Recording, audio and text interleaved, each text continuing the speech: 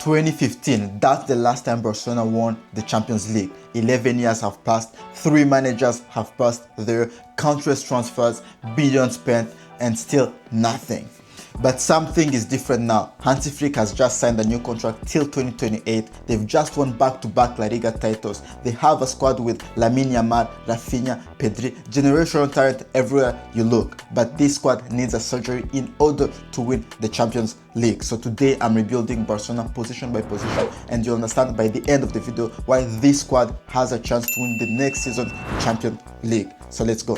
Before we start, we have to talk about the budget, because yes, the financial situation of Barcelona is still not that great. Yes, it's going better with the new Spotify Camp Nou, with the revenue in the Champions League also. They are not like 2 years ago. Now we can afford to spend a little bit. But for this video, honestly, what I did, I spent the money I recouped from transfer. So I'll sell maybe some of few players here to recoup money and invest in important players, like for example in the attack, where we have to buy a number 9, where we have to buy a center back. So let's get straight into it with the goalkeepers.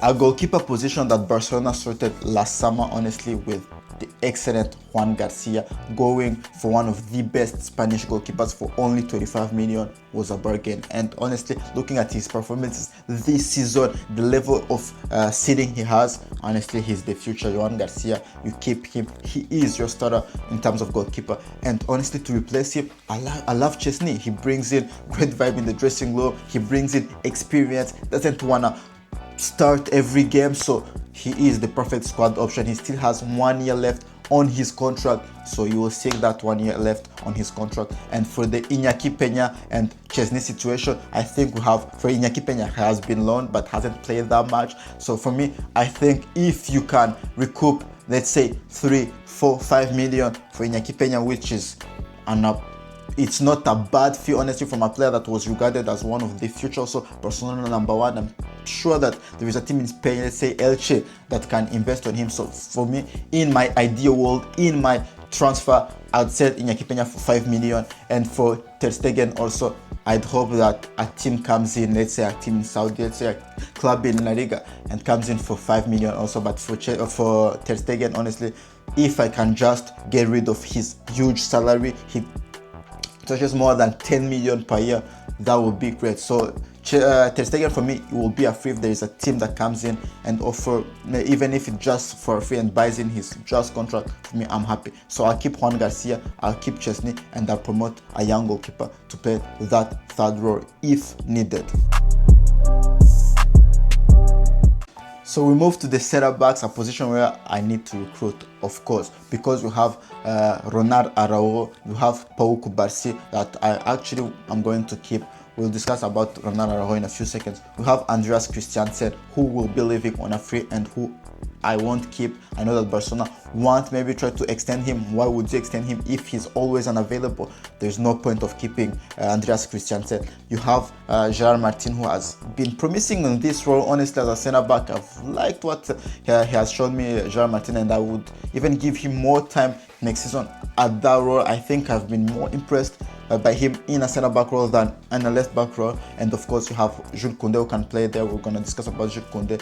And you have also Eric Garcia, who can play there and has been honestly one of the most consistent Barcelona player. He can play everywhere, can play as center back, can play as a right back, can play as a 6. So my starting center back will be Pau Cubarsí, and to compete with him in that role, Eric Garcia will be there, which means that Ronald Araujo, I'll set him. He doesn't have the intelligence to play in a high back line under Hansi Flick. For me, if there is a team in the Premier League that comes in for a 35-40 million offer, I don't refuse that, which means also that Jules Koundé, who's my right back, who's my center back also, Jules Koundé, I'd get rid of him. Yes, Jules Koundé is a great player on his day.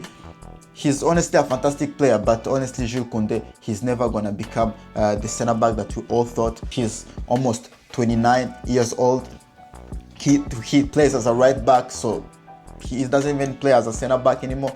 At right back, I feel that we can go for a better profile than him. Much better player going offensively also. So for me, Jules Koundé, I'd set him, especially for a free around 65-60 million. I've seen Premier League clubs ready to play a team like Chelsea. I'm sure that they would pay that fee. So if Jules Koundé we can get a good fee from him, 60, 70 million, 65 million, I'd sell him. Which means that in defense we only keep Gerard Martin, Pau Cubarsí, and we also keep the excellent Eric Garcia. So we need to buy a starter. We need to buy someone with more experience next to Pau Cubarsí. We need our Inigo Martinez back. We need a player like that, and I found the right profile. It's a player that I've talked about in many rebuild videos that I have done. If you have watched all of them, you're familiar with his name. I don't need to present him. It's Marco Senesi, one of the best ball-playing center-back in the Premier League. He'll be leaving Bournemouth for free. He's experienced, 29 years old, but has had 4 great seasons. He'll fit in really well in that Barcelona team under Hansi Flick. So my center-back will be Senesi and Pau Cubarsí, and to replace them you have the excellent Gerard Martin, you have Eric Garcia, which brings me to my right back row. I've said that Jules Koundé will be leaving. The other right back option that I have is João Cancelo. Talking about Cancelo, I'll sign him. I'll pay his buyout clause, which is 10 million for me, for the level he has shown. If João Cancelo can keep that hungerness, can keep that level of performances, of course he stays. And for me, I don't play him as a right back. I start him as my left back. And to compete with him, I keep Alejandro Balde. But Balde, this is his last chance, which leaves me the right back blank. I don't have any player because I sold Jules Koundé, and João Cancelo will be playing at the left. So at my right back, there is another excellent opportunity this summer, which is free, which I will take, is Oscar Mingueza. Oscar Mingueza, who really knows Barcelona because has played for Barcelona.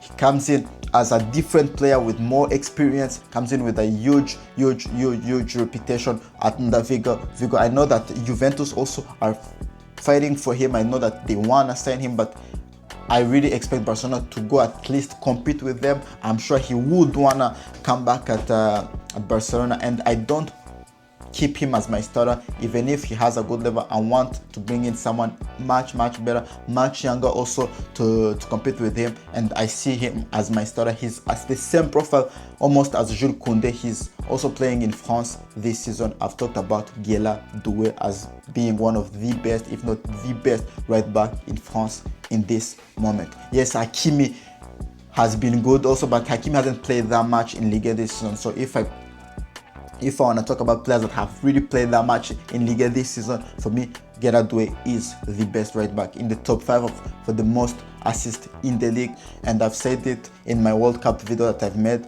This guy will be really valued high at the World Cup. So if you can try to negotiate now before the World Cup, before he picks up even more value, it will be better. And honestly, for a fee around 35 million, I think you get one of the best, honestly, available right back in the world. So Guéla Doué, I think, will be the perfect opportunity for Barcelona. So you would have Guéla Doué competing with Oscar Mingueza at right back. You have left back Alejandro Balde and João Cancelo competing, and for your center backs you have Pau Cubarsí, Marco Senesi, Gerard Martin, and Eric Garcia. So let's move to the midfield. So for the midfield, obviously I'll start Pedri, one of the best midfielders in the world, maybe the best player to watch in midfield alongside players like Vitinha and João Neves. Incredible player, huge ceiling, represents everything about Barcelona. I think this is a guy that honestly you have to build your team around. Honestly, I'll keep Pedri. Next to him, we'll give another chance to Frenkie de Jong, even if he's 29. I'd expect him another top season from Frenkie de Jong. This season hasn't been great, but the season before he had returned to his level.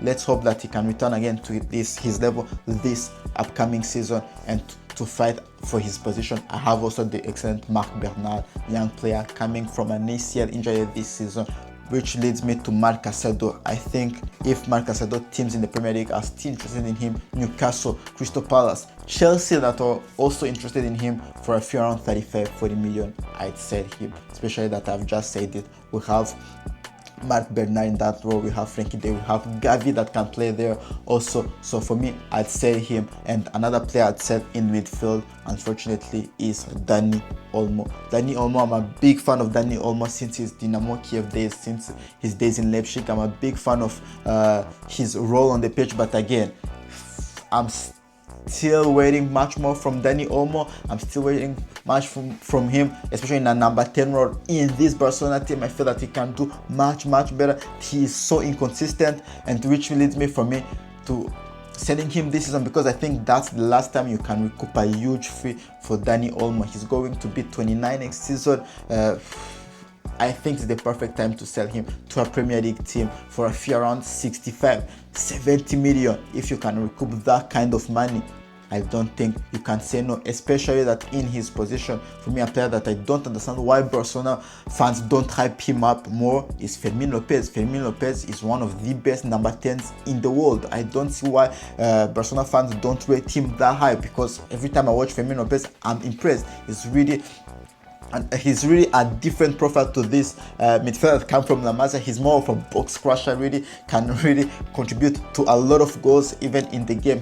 I feel he has that clutchness in him. Fermin Lopez for me would start in that 10 role, but I'll bring in a player to compete with him in the midfield. There is an excellent opportunity this summer, a player that has always dreamed of playing for Barcelona, and that player just spent 9 years in the Premier League, played 450 appearances with Manchester City, won 19 major trophies. Honestly, I'm talking about Bernardo Silva. He's only 31 years old and he doesn't give signs of declining anytime soon. I think Bernardo Silva would be the perfect opportunity to place Olmo in that midfield, and he can play as an 8, can play in that double pivot, can play even higher on the pitch in that 10 role, brings in a lot of experience to this young squad. This is the right profile. Honestly, for me, Bernardo Silva is a no-brainer. You wanted to recruit him a few years ago for a lot of money. Now that he's free, you have to go and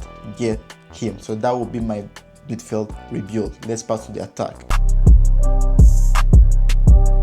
So on the attack, the starters are already decided. Yamal, best young player in the world, best even player in the world in terms of talent. So Lamine Yamal starts as my right wing. On the left we have Rafinha. This is a player that has put up again more than 20 goal contribution even in a season that has been not his best. Rafinha, you have to keep him, you have to sign him.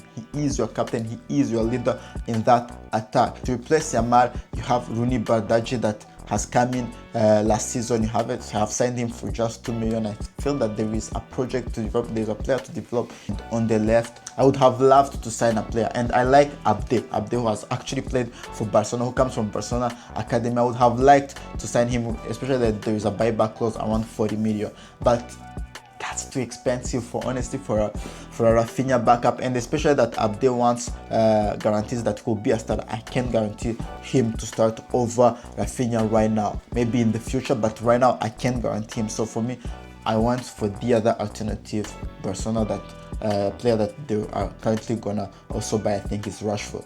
30 million. I make that permanent. It's much cheaper than Abde. All the front line also, that's really useful. So for me, I'd sign Rashford for 30 million, get him in competition with Rafinha, can play also as my number 9. And my number 9, that's where we have to discuss, because of course I'd keep Ferran Torres in as my backup for that number 9 role, but I don't trust Ferran Torres to start as my starting number 9, so we have to recruit a player.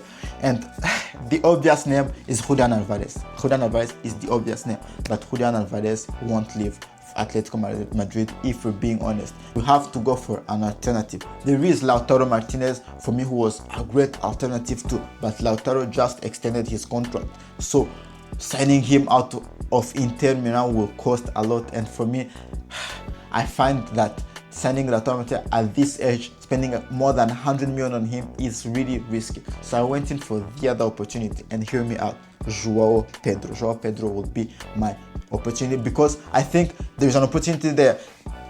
Joao Pedro is still not rated as one of the best number 9s in the world. You can see even in the Brazil squad, he's not there, so he is not rated that highly. But Joao Pedro just put up a season of 20 goals. He's the best player at Chelsea right now, and Chelsea paid him around 60 million. I think if you can bring on a table a fee around 85-90 million, Chelsea will listen, especially this Chelsea team under Boeri. They have bought in a lot of players. We know that Chelsea can sell sometimes, especially for a big fee like that.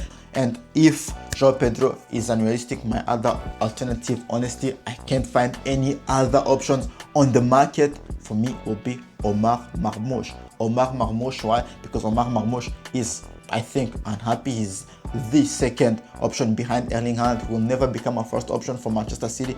We have seen what Omar Marmoush can do in a position where he's the starting number 9. We have seen that, yes, he was in the Bundesliga in that Frankfurt team, but I still think Marmoush has the capacity, has the talent to be a starting option elsewhere in a team like Barcelona that will create a lot of chances, that we need someone with a pace like Omar Marmoush. I think he would be a nice alternative. So if you can't get João Pedro from Chelsea, Omar Marmoush becomes my alternative. So that's my rebuild, which brings my net spend to only 35 million. So guys, I want to hear your thoughts in the comments. What do you think about this rebuild? And tell me, which club do you want to see me rebuild next? And if you enjoyed this video, make sure to like and subscribe. And see you next time. Ciao.